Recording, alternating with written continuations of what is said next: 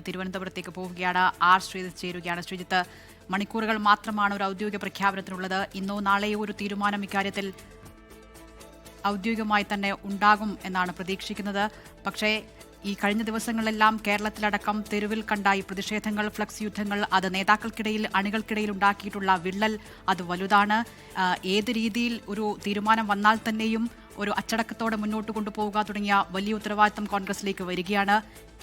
ഏത് രീതിയിൽ കോൺഗ്രസിനെ ഇക്കാര്യങ്ങൾ ബാധിക്കുന്നുണ്ട്?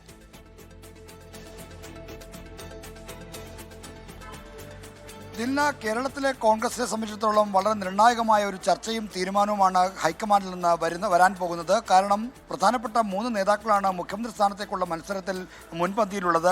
കെ.സി. വേണുഗോപാൽ, വി.ഡി. സതീശൻ, രമേശ് ചെന്നിത്തല എന്നീ 3 പേരിൽ ആരെ തിരഞ്ഞെടുത്താലും അത് പാർട്ടിക്കകത്ത് വലിയ തോതിലുള്ള തർക്കങ്ങൾക്കും കുഴപ്പങ്ങൾക്കും വഴിവെക്കുമെന്ന കാര്യത്തിൽ ഒരു തർക്കവുമില്ല.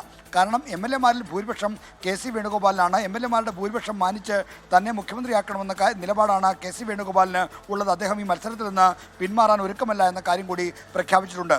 സീനിയറായ നേതാവ് താനാണ്, തനിക്കാണ് അനുഭവ സമ്പത്തും പരിചയസമ്പത്തും എന്ന കാര്യം ചൂണ്ടിക്കാണിച്ച് രമേശ് ചെന്നിത്തലയും ശക്തമായ അവകാശവാദം ഉന്നയിക്കുന്നു. പൊതുവികാരവും ഘടകകക്ഷികളുടെ പിന്തുണയും ചൂണ്ടിക്കാണിച്ച് വി.ഡി. സതീശനും 5 കൊല്ലം നയിച്ച നേതാവ് എന്ന നിലയിൽ മുഖ്യമന്ത്രി സ്ഥാനം അവകാശപ്പെടുന്നുണ്ട്. അതുകൊണ്ട് തന്നെ ഒരു തീരുമാനമെടുക്കുക ഹൈക്കമാൻഡിനെ സംബന്ധിച്ചിടത്തോളം പ്രയാസകരമായ കാര്യമാണ്. കെ.സി. വേണുഗോപാലിനുള്ള പ്രതികൂല ഘടകം അദ്ദേഹം മുഖ്യമന്ത്രി സ്ഥാനത്തേക്ക് വരികയാണെങ്കിൽ 2 ഉപതെരഞ്ഞെടുപ്പുകൾ വേണ്ടിവരും എന്നതാണ്. എന്നാൽ മറ്റു 2 പേർക്കും ആ പ്രശ്നമില്ല. എന്നാൽ അവർക്ക് എം.എൽ.എമാരുടെ പിന്തുണയില്ല എന്നതാണ് പ്രധാനപ്പെട്ട ഒരു പോരായ്മയായി അവർക്ക് മുന്നിൽ നിൽക്കുന്നത്.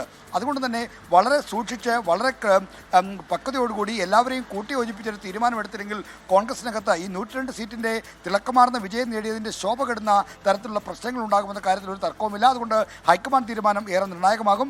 എങ്ങനെ നേതാക്കളെ തീരുമാനമെടുത്താൽ തന്നെ മറ്റു നേതാക്കളെ തീരുമാനം എതിരാകുന്ന മറ്റു നേതാക്കളെ അനുനയിപ്പിക്കും, കൂടെ നിർത്തും എന്ന് തന്നെയാണ് ഹൈക്കമാൻഡിനുള്ള വലിയ വെല്ലുവിളി. ആ വെല്ലുവിളിയെ അവർ എങ്ങനെ അതിജീവിക്കും എന്നതിനെ ആശ്രയിച്ചായിരിക്കും കേരളത്തിലെ കോൺഗ്രസിന്റെ ഭാവി എന്ന് പറയാൻ കഴിയുക. ശരി, ആർ ശ്രീജിത്താണ് തിരുവനന്തപുരത്ത് നിന്ന് വിവരങ്ങൾ നൽകിയത്. വൈകിട്ട് 4 മണിക്ക് നിർണായക കൂടിക്കാഴ്ചകൾ ഡൽഹിയിൽ നടക്കും. ഒരുപക്ഷെ ഇന്ന് തന്നെ ആ പ്രഖ്യാപനം വരുമെന്നാണ് പ്രതീക്ഷിക്കുന്നത്.